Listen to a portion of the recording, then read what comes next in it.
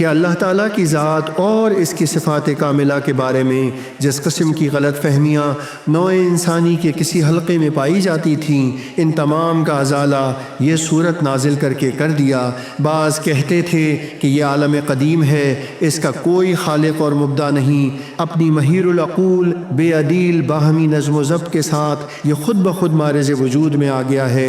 یہ کہنے والے یونان کے قدیم فلسفی ہوں یا عصر حاضر کے ملحد دانشور ہوں، مصر اور بابل کے ترقی یافتہ تمدنوں کے بانی ہوں یا وحشی قبائل، سب غلط کہتے ہیں۔ بسم اللہ الرحمن الرحیم۔ سورہ اخلاص ترتیب سے 112 نمبر پر ہے۔ یہ مکی صورت ہے، اس میں 4 آیات ہیں۔ اس سورہ مبارکہ کے بہت سے نام ہیں جو اس کی عظمت شان اور مقام رفیع پر دلالت کرتے ہیں۔ ان میں سے چند یہ ہیں: سورہ توحید، کیونکہ اس میں عقیدہ توحید کو بڑی جامعیت اور دلکش انداز میں بیان کیا گیا ہے۔ سورہ نجات، اس کے ذریعے انسان کو کفر و شرک کی آلودگیوں سے نجات حاصل ہوتی ہے، نیز عذاب جہنم سے بھی رستگاری کا ذریعہ ہے۔ سورہ مقشقشہ، قشقشہ کہتے ہیں بیماری سے شفا یاب ہو جانے کو۔ اس صورت کے ذریعے کیونکہ کفر و شرک کے مرض سے شفا نصیب ہوئی ہے، اس لیے اسے مقشقشہ کہا گیا ہے۔ سورہ الاس، کیونکہ ایمان و عمل کا قصر رفیع توحید کی بنیادوں پر تعمیر ہوتا ہے، اس کے بغیر اعلیٰ سے اعلیٰ عمل بھی بے معنی اور بے سود ہے۔ سورہ مائدہ، یہ اپنے قاری کو عذاب دوزخ سے بچا لیتی ہے۔ سورہ نور، اس کی ضیاء پاشیوں سے مومن کے دونوں جہاں روشن ہو جاتے ہیں، اس کے ذہن اور اس کے دل دونوں میں اجالا ہو جاتا ہے۔ سورہ امان، اس صورت پر ایمان رکھنے والے کو خداوند ذوالجلال کے قہر و غضب سے امان مل جاتی ہے۔ سورہ اخلاص، اس صورت کے متعدد ناموں میں سے یہ اس کا مشہور ترین نام ہے، کیونکہ توحید خالص کا مضمون پوری فصاحت سے اس میں مذکور ہے۔ گویا یہ نام اس صورت کے لیے بطور علامت مستعمل نہیں ہوا، بلکہ اس کے مضامین و مطالب کا ایک جامع عنوان ہے۔ اس صورت کی تفصیل کچھ اس طریقے سے بیان فرمائی گئی ہے کہ اللہ تعالیٰ کی ذات اور اس کی صفات کاملہ کے بارے میں جس قسم کی غلط فہمیاں نوع انسانی کے کسی حلقے میں پائی جاتی تھیں، ان تمام کا ازالہ یہ صورت نازل کر کے کر دیا۔ بعض کہتے تھے کہ یہ عالم قدیم ہے، اس کا کوئی خالق اور مبدع نہیں، اپنی مہیر العقول بے عدیل باہمی نظم و ضبط کے ساتھ یہ خود بخود مارز وجود میں آ گیا ہے۔ یہ کہنے والے یونان کے قدیم فلسفی ہوں یا عصر حاضر کے ملحد دانشور ہوں، مصر اور بابل کے ترقی یافتہ تمدنوں کے بانی ہوں یا وحشی قبائل، سب غلط کہتے ہیں۔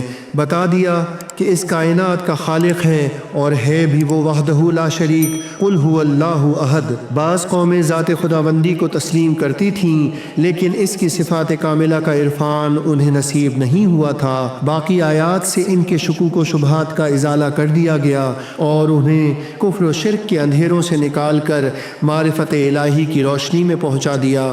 یہی مسئلہ توحید اسلام کا بنیادی عقیدہ ہے۔ تمام انبیاء اور رسل یہی سبق لوگوں کو ذہن نشین کرانے کے لیے تشریف فرما ہوئے۔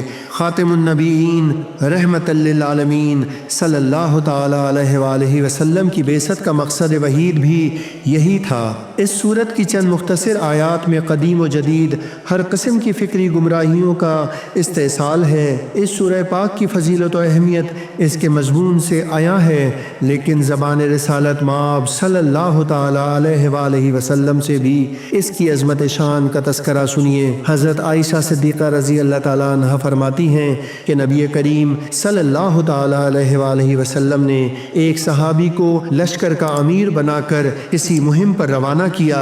ان کا یہ معمول تھا کہ جب وہ جماعت کراتے، ہر رکعت کی قرأت کے اختتام پر سورہ اخلاص تلاوت کرتے۔ واپسی پر لشکریوں نے اس بات کا تذکرہ بارگاہ رسالت میں کیا۔ حضور نبی کریم صلی اللہ تعالی علیہ وآلہ وسلم نے فرمایا، تم اس سے پوچھو کہ وہ ایسا کیوں کیا کرتا ہے؟ اس سے دریافت کیا گیا تو اس نے جواب دیا، اس صورت میں خداوند رحمان کی صفت ہے، اس لیے میں اس کی تلاوت کو محبوب رکھتا ہوں۔ نبی کریم نے فرمایا اسے بتا دو اللہ تعالیٰ بھی اس کو محبوب رکھتا ہے۔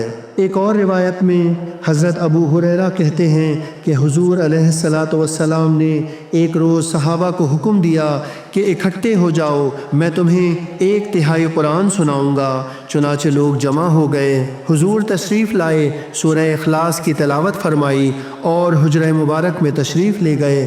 لوگ کہنے لگے حضور نے تو فرمایا تھا کہ میں تمہیں 1/3 قرآن سناؤں گا، اور آپ صرف ایک سورت سنا کر تشریف لے گئے۔